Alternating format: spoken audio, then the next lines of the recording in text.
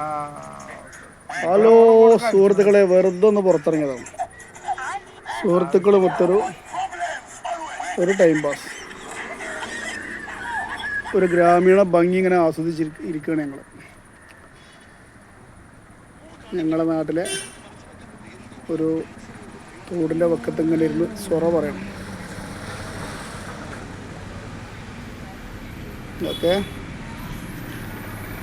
കട്ടപ്പാറ എത്തിയാലൊന്നും ഓടേണ്ടി സുഹൃത്ത് അഷ്റഫ്, മറ്റൊരാൾ ബഷീർ, വേറെ ഒന്ന് രണ്ട് ആളുണ്ട് ഇന്നില്ല. പക്ഷെ നാളെ വരുമെന്ന് കരുതും വേണ്ട.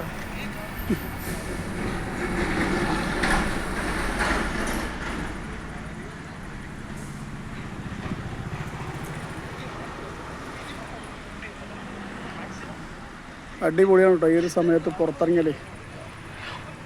ഇവിടെ നല്ലൊരു അന്തരീക്ഷമാണ്, കാറ്റും കൊണ്ടിങ്ങനെ ഇരിക്കുക.